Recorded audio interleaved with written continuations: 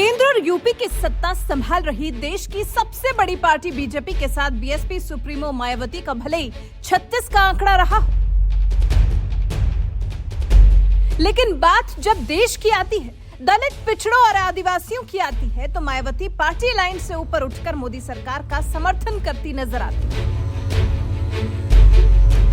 फिर बात चाहे कश्मीर से अनुच्छेद 370 हटाए जाने के फैसले का समर्थन हो, या फिर अब राष्ट्रपति चुनाव में बीजेपी नेतृत्व वाली एनडीए की उम्मीदवार द्रौपदी मुर्मू के समर्थन का ऐलान।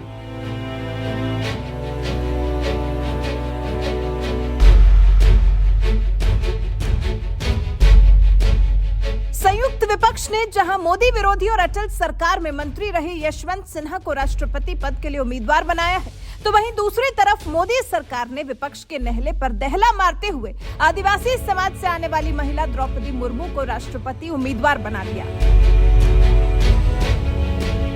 आदिवासी समाज से आने की वजह से द्रौपदी मुर्मू को बीजेपी विरोधी पार्टियों का भी समर्थन मिलने लगा है। एक तरफ जहां नवीन पटनायक की बीजेडी और जगनमोहन रेड्डी की वाईएसआर कांग्रेस ने पहले ही एनडीए कैंडिडेट द्रौपदी मुर्मू के समर्थन का ऐलान कर दिया, तो वहीं दूसरी तरफ बीएसपी सुप्रीमो मायावती ने भी राष्ट्रपति चुनाव के दौरान द्रौपदी मुर्मू के समर्थन में वोट करने का ऐलान कर दिया। मायावती ने सधी अंदाज में कहा, द्रौपदी मुर्मू के समर्थन में उतरी मायावती, हमारी पार्टी ने आदिवासी समाज को अपने मूवमेंट का खास हिस्सा मानते हुए द्रौपदी मुर्मू को राष्ट्रपति पद के लिए अपना समर्थन देने का फैसला लिया है।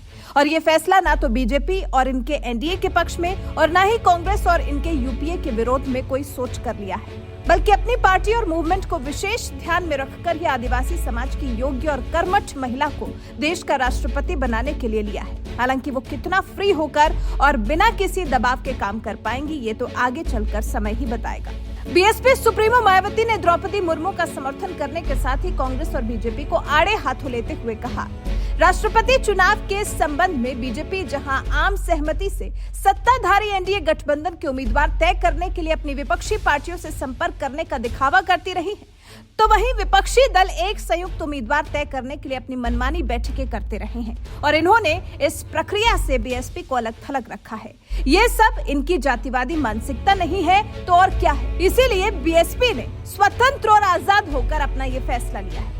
लोकसभा में बीएसपी के पास 10 सांसद हैं और यूपी के एक सांसद की वोट वैल्यू 700 है, यानी इस लिहाज से बीएसपी के 7000 वोट वैल्यू एनडीए उम्मीदवार द्रौपदी मुर्मू को मिल सकेंगे।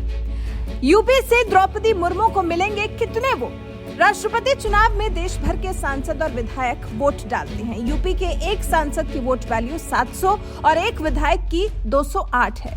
यूपी में बीजेपी और उसके सहयोगियों के पास 64 लोकसभा सांसद हैं, यानी बीजेपी और उसके सहयोगियों के सांसदों की वैल्यू 44,800 है। यूपी से बीजेपी के पास 25 राज्यसभा सांसद हैं, जिनकी वोट वैल्यू 17,500 है।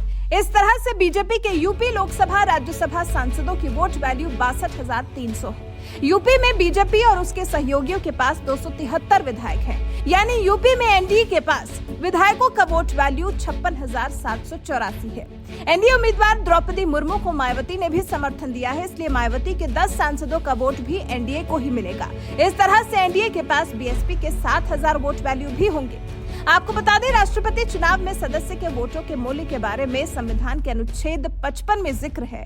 इसकी वैल्यू कैसे तय की जाती है, इस बारे में भी बताया गया है। देश में किसी प्रदेश के एमएलए के पास कितने वोट हैं, इसके लिए हम उस राज्य की जनसंख्या को वहां की विधानसभा सदस्यों की संख्या से डिवाइड करते हैं। इसके बाद जो नंबर आता है उसे फिर 1000 से डिवाइड किया जाता है और जो नंबर आता है उससे ही प्रदेश के एक विधायक के वोट का अनुपात निकलता है।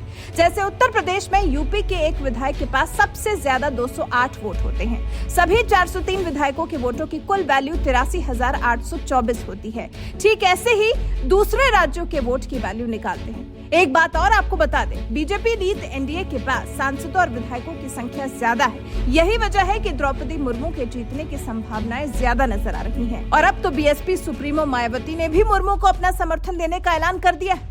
बीएसपी के इस कदम पर आपका क्या कुछ कहना है? अपनी राय हमें कमेंट कर जरूर बताएं।